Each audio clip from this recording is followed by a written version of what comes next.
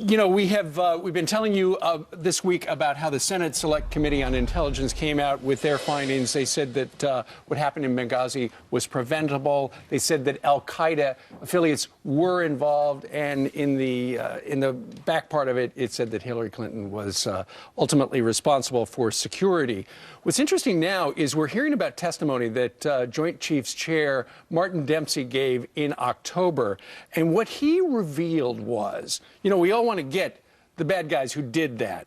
We want to get them. But he revealed that the Pentagon's hands are tied because we can only go after al-Qaeda or al-Qaeda affiliates. Now, I know we've been saying it's al-Qaeda, and the Senate said this week it's al-Qaeda affiliates. Yes. But according to the administration, it wasn't core al-Qaeda, so we couldn't go after them. They got too many lawyers on the staff. Yeah, I mean, and it's awfully wordy, and things are designed to obviously protect, but here it's so disheartening to know that their hands are literally tied.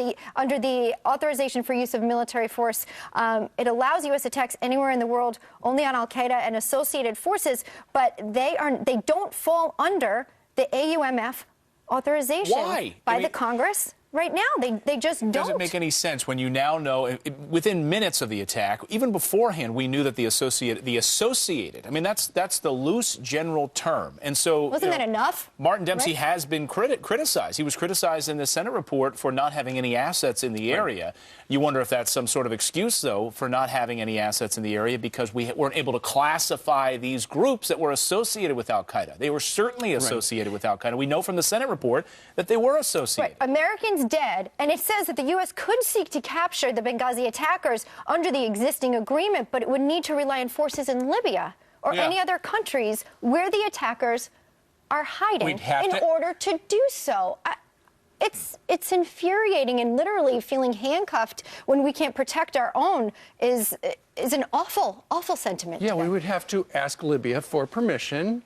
Remember, they killed Americans, but we'd have to ask Libya permission. So this past week, the Department of State has classified 2 of the organizations involved in the attack as terror outfits, and they are al-Qaeda affiliates. What's interesting is, you know, some of the things we've heard is State Department employee Greg Hicks and others had asked for help. Yes. We need more security. The ambassador asked for more security as well, but the Department of State turned it down repeatedly.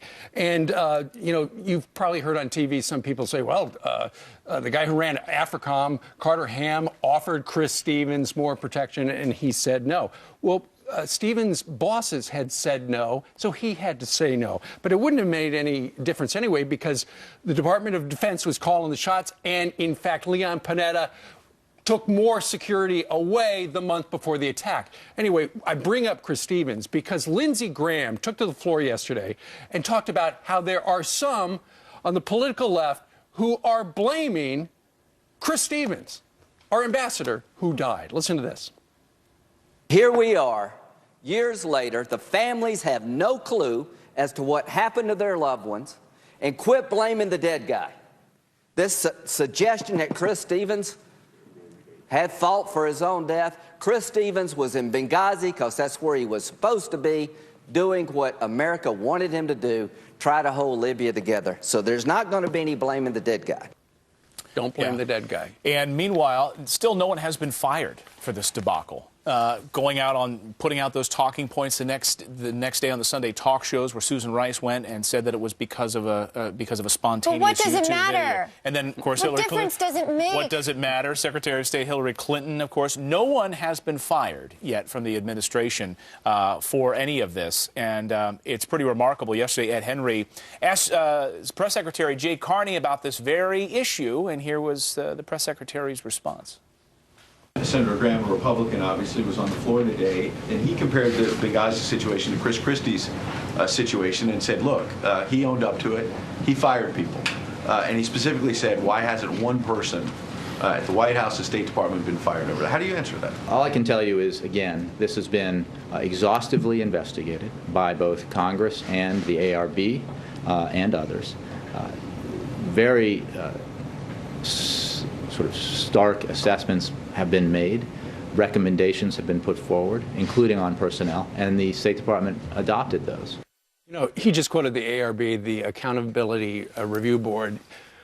As investigations go, it was pretty, many in Washington regarded it as a joke. I mean, there were no note takers. They didn't record anything. They didn't talk to Hillary. They didn't get there for 18 days. Well, that was the FBI. The original, yeah, the FBI wasn't there for 18 days. The investigation's taken far too long. There's still no answers, no accountability. Even from an Accountability Review Board, they can't find accountability. Seems to be systemic at this point, according to many.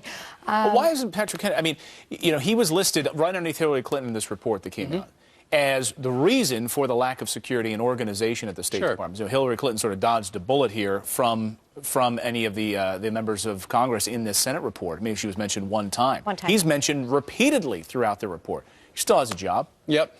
And you know, I know we've been talking about Benghazi since it happened here on this show and on Fox, and you hear it on the radio, and you hear it, see it online with the bloggers and whatnot. But you don't really see much in the mainstream media. You have to ask yourself, if a Republican presidency was involved and there were a Republican sitting in the chair at the time, don't you think when 4 Americans are killed in an attack on our consulate, the first in 30 years, that's a big story? Why isn't anybody following it? You got to wonder. For that accountability. It's politics and it's a double standard. Yeah, let us know what you think about this story and more friends at foxnews.com. The show continues this morning. That's right. 10 minutes.